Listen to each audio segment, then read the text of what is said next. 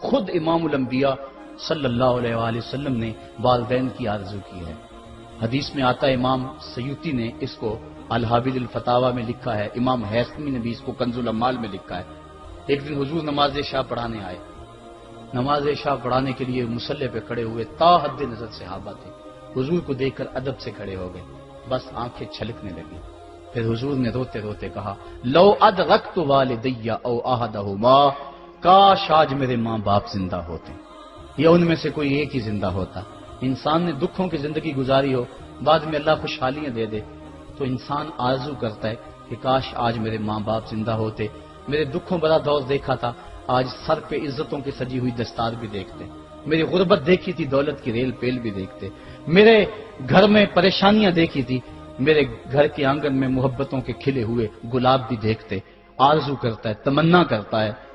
اللہ کے حبیب صلی اللہ علیہ وسلم کے والد اس وقت انتقال کر گئے تھے جب حضور شکم مادر میں تھے، والدہ اس وقت انتقال کر گئی جب عمر 6 سال تھی۔ ابوا کی ریت کے ٹیلے ہیں، مدینہ المنورہ سے واپسی ہے، حضرت آمنہ، حضرت ام ایمن اور حضور، 3 نفوس پہ مشتمل یہ قافلہ ہے، 2 اونٹ ہیں۔ حضرت آمنہ کو بخار ہو گیا، جان گئی کہ یہ میرا بخار جان لیوا ثابت ہوگا، ام ایمن کو بلایا، حضور کا ہاتھ پکڑ کے ان کے ہاتھ میں دیتے ہوئے کہا، ام ایمن میرے اس بیٹے کو بحفاظت امیر قریش عبد المطلب تک پہنچا دینا۔ اور پھر اپنے بیٹے کو پاس بٹھایا، سر پہ ہاتھ رکھا، پیار کرنا چاہا اور کوئی باتیں کرنا چاہیں، لیکن ضبط کے سارے پیمانے ٹوٹ گئے، آنکھوں سے آنسو نکلنے لگے۔ بیوہ ماں نے جب اپنے در یتیم کے سر پہ ہاتھ رکھا تو پھر عرب کی ریت کے ذرے بھی رونے لگے۔ سیدہ آمنہ نے روتے ہوئے چند جملے کہے جو ابن حشام نے محفوظ کیے، کہا، بیٹا ہر نئی چیز نے پرانی ہو جانا ہے اور ہر باقی نے فنا ہو جانا ہے، میں بھی جا رہی ہوں، وہ ذکری باق، لیکن میرا ذکر نہیں مٹے گا، وہ ولد تو تہرا، اس لیے کہ تیرے جیسا پاکیزہ بیٹا چھوڑ کے جا رہی۔ جن ماؤں کے بیٹے اتنے اچھے ہوں ان ماؤں کا تذکرہ نہیں مٹا کرتا۔ یہ جملے کہے، اس کے بعد حضرت آمنہ نے آنکھیں بند کر لیں۔ حضور علیہ الصلوۃ والسلام اپنی ماں کی کے جسد پہ پھوٹ پھوٹ کے روئے، ریت کے ٹیلے میں ماں کی تدفین کی، اوپر مٹی انڈھیل دی، آنسوں کا چھڑکاؤ کیا۔ آج ہو بھی کیا سکتا تھا، مدینہ تو رسول میں حضور کی والدہ فوت ہوتی تو آقا کریم کے لیے، ماں کے لیے کتنے صحابہ جنازے میں آتے، کتنے لوگوں کا ہجوم ہوتا، جنت سے فرشتے بھی پھول لے کر آتے، لیکن آج نہ کوئی جنازے میں شامل ہے۔ وہ کیا کسی نے کہا، تجھے کن پھولوں سے ہم کفن دیں، تو جدا ہی ایسے موسموں میں ہوا جب درختوں کے ہاتھ پھولوں سے خالی تھے۔ حضور آنسوؤں کا چھڑکاؤ کیا اور ام ایمن کے ساتھ چمٹ کے بیٹھ گئے، اور حضرت ام ایمن نے جناب عبد المطلب تک پہنچایا، اور 8 سال کی عمر تھی کہ عبد المطلب رضی اللہ تعالیٰ عنہ کا بھی انتقال ہو گیا۔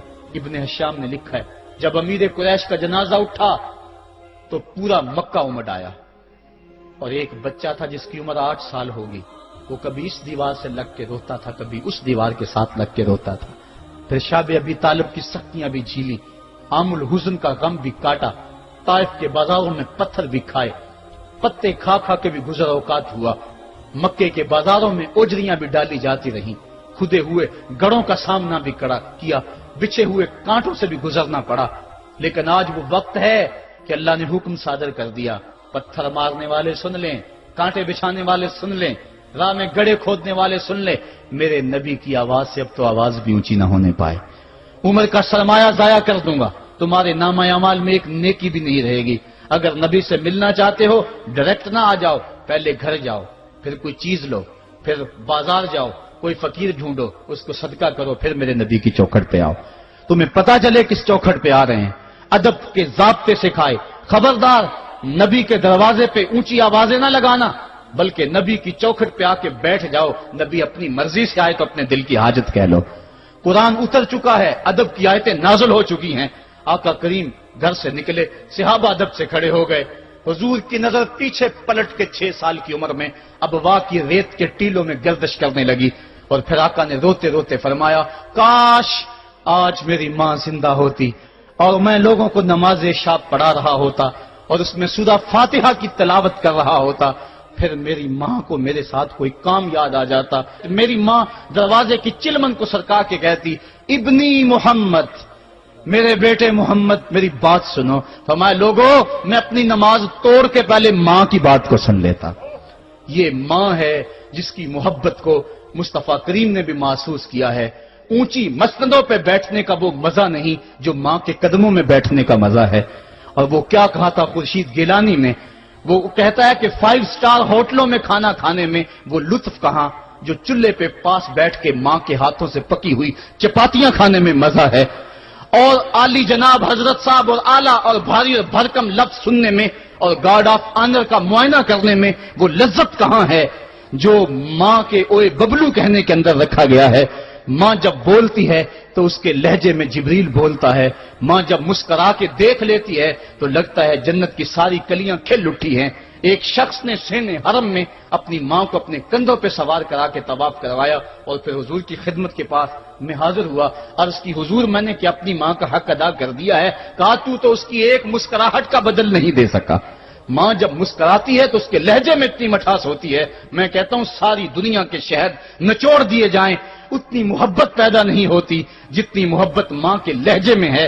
جب وہ بیٹے کو اوے ببلو اوے مٹھو کہہ کے پکارتی ہے, اوے بیٹا کہہ کے پکارتی ہے, آواز دیتی ہے, تو ماں کے لہجے کے اندر وہ رس گل رہا ہوتا ہے کہ حوریں بھی آفرین آفرین کر رہی ہوتی ہیں.